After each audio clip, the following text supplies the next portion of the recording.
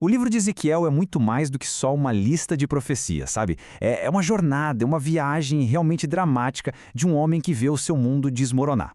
Ele é forçado a se tornar um símbolo vivo do juízo divino e, no fim de tudo, ele tem uma das visões de esperança mais espetaculares que a gente conhece. Vamos mergulhar nessa história. Para a gente entender essa jornada, vamos passar por 6 momentos-chave, desde a primeira visão, que é algo de outro mundo, até a promessa final de uma renovação total. E olha só que interessante, a nossa história não começa em Jerusalém, no centro de tudo. Não, ela começa no exílio, lá na Babilônia. É lá que o sacerdote Ezequiel, levado como prisioneiro, tem um encontro que sinceramente desafia qualquer descrição. Imagina a cena. Ezequiel está ali, na beira do rio Cobá, longe de casa, longe do templo, e de repente os céus se abrem para ele. Mas o que ele vê não é uma luz suave ou um anjo tranquilo. É uma espécie de tempestade celestial, uma máquina divina de um poder e uma complexidade que a gente nem consegue imaginar. E os detalhes que ele descreve são fascinantes. Ele vê 4 seres vivos, cada um com 4 rostos diferentes, de homem, de leão, de touro e de águia. Talvez seja um jeito de simbolizar que Deus domina toda a criação, né? O ser humano, os animais selvagens, os domésticos, as aves. E o mais incrível é que eles se movem juntos, em perfeita sincronia, como se fossem um só. E se isso já não fosse estranho o suficiente, ao lado desses seres ele vê rodas. Mas não são rodas comuns, são rodas dentro de outras rodas gigantescas e cobertas de olhos por toda a parte.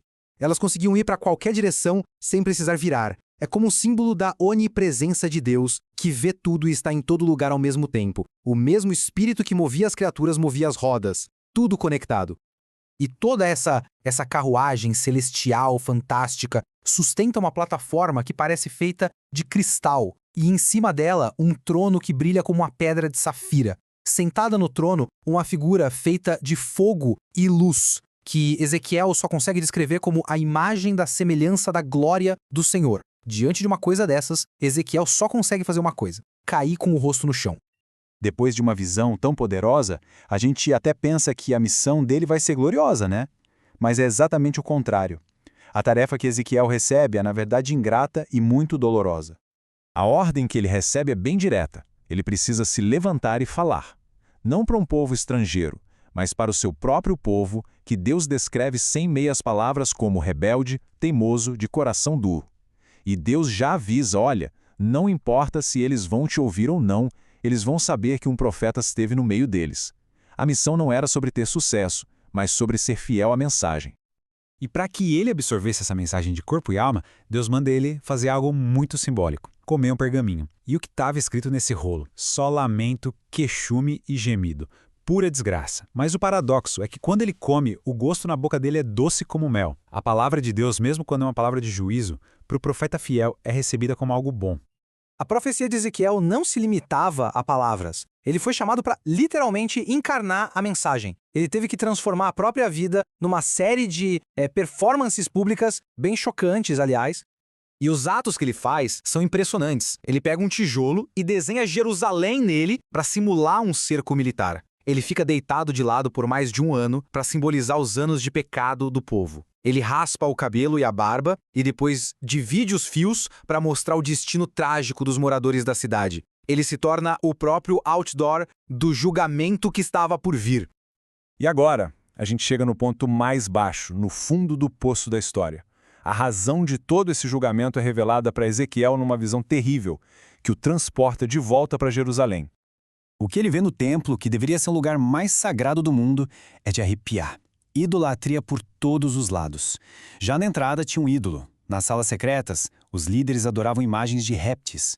No pátio, as mulheres choravam por um deus pagão.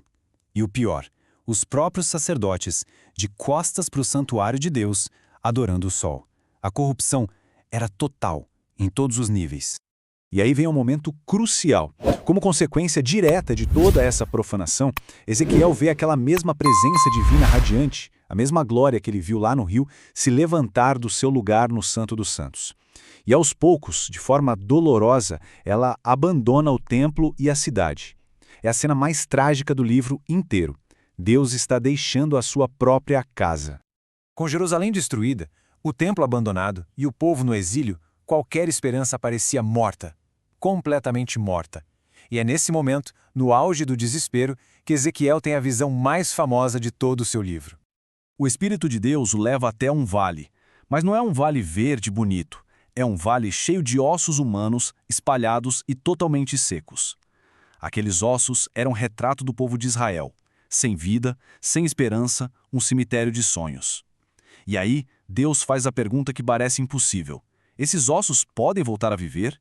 E Ezequiel muito sabiamente responde: Senhor, só tu sabes.